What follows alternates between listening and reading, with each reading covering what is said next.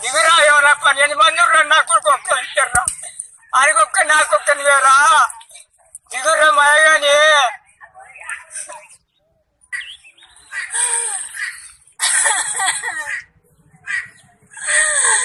ఏమైందమ్మా ఏమైందా నీ కాళ్ళు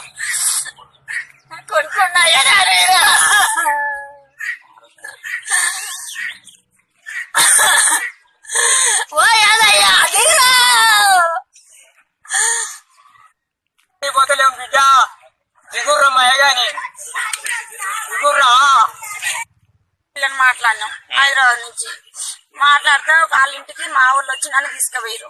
తీసుకుపోతే నీకు వాళ్ళు అన్నారు కదా నువ్వు రావద్దు మా ఇంటికి, మేము వస్తే మేము రాము అని వాళ్ళందరూ లేచిపోయారు.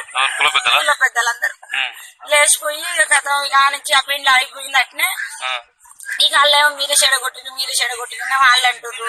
ఇక మళ్ళీ ఒకసారి ఒక ఆయన చచ్చిపోయింది వీళ్ళే ఆడిపోతే ఆ నుంచి మేము వీళ్ళుంటే మేము ఉండమని అప్పుడు లేచిపోయారు మా కులం వాళ్ళు. సరే పోనీ ఒకటి 5 2 అయింది ఏమన్నా అనుకుని ఏమంటారో చూద్దామని మళ్ళీ ఒకటి అనుకున్నాం. మళ్ళీ ఒక ఆయన చచ్చిపోయిండు. ఇక ఆడిపోతాడు ఇక మొత్తం నువ్వు రావద్దని కొడతానికి ఇద్దరు అయింది సార్ ఆడికి. ఎప్పుడో ఓట్ల గురించి అని పెట్టుకురంట. ఇక అంతే కాదు నాకైతే తెలియదు సార్. మరి ఎవరెవరు పోలీసులు చెప్పారు మీరు చెప్పలే ఇంకా ఇచ్చే పరిస్థితి అయితే చెప్పు తెలంగాణ వాళ్ళలో పోయిందని గోడు వచ్చిందను. ఆ గోడు వచ్చి కులంలో రానే కానీ కుల తప్పు పెట్టి ఇంజిన్ కారాలు ఎదిగినాయి వాళ్ళు కులం కార్యమైన మేము పోతున్నాం. మేము పోగానే వాళ్ళు వస్తే మేము రాం అని వాళ్ళు వెళ్ళిపోతే ఇంకా నిన్న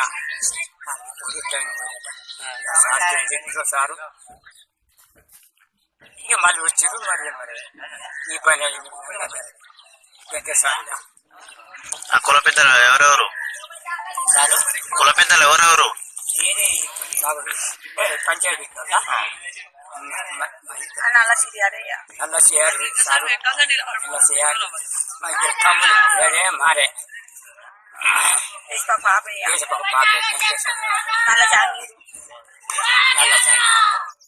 సర్పంచ్ని. అయితే మా గ్రామంలో సెప్టెంబర్ నెలలో ఎస్ఎంసీ చైర్మన్ ఎలక్షన్లు అయినాయి. ఆ ఎలక్షన్లు అయినప్పుడు ఈ అబ్బాయిలు ఇద్దరు టీఆర్ఎస్ సంబంధించిన క్యాండిడేట్ కు ప్రచారం చేశారు. ఆ టీఆర్ఎస్ సంబంధించిన ఫ్యాన్లే గెలిచారు. ఆ రోజు నుంచి ఆ కాంగ్రెస్ పార్టీకి సంబంధించిన వ్యక్తిని ఓడగొట్టారనే అక్కస్తోని ఆ కులం వల్ల ఉన్న మనుషులందరూ ఒకటై వీళ్ళిద్దరిని వెలివేయడం జరిగింది. వాస్తవంగా మేము కూడా ఏమనుకుంటున్నాం, కొద్ది రోజులు ఉంటే మళ్ళీ కలిసిపోతారులే అన్న ఉద్దేశంతోనే ఆగినాం. కానీ ఒక మనిషి చచ్చిపోయాడు, ఎర్రభిక్షం ఆయన చచ్చిపోతే ఆ శవం దగ్గరికి పోతే ఆ కుటుంబ సభ్యులతో చెప్పించారు, మీరుంటే మా కుటుంబంలో రాలంటే మీరు బయటికి వెళ్ళిపోరని చెప్పించారు. ఆ తర్వాత మూడుకుండ్రు పార్వతమ్మ అనే ఆయన వాళ్ళ అబ్బాయికి పెళ్లి సంబంధం కోసం అని ఈ అరూరి ఈ సల్ల యాదయ్య వాళ్ళ సొంత భార్య అన్నబిడ్డను తీసుకొని ఇక్కడికి వచ్చినప్పుడు వాళ్ళు ఏం చేశారు, లగ్గం పెట్టుకోవడానికి వచ్చారు. లగ్గం కోసం లగ్గం కోట వేసుకొని పోదామని వచ్చినప్పుడు ఈ మానం అనే ఆడ వచ్చి కూర్చుంటే ఆమె ఉంటే మేము రామని చెప్పి కుటుంబంలో పోతే ఆ పెళ్లి కూడా ఎత్తిపోయింది, అసలు లగ్గం కూడా కాలేదు.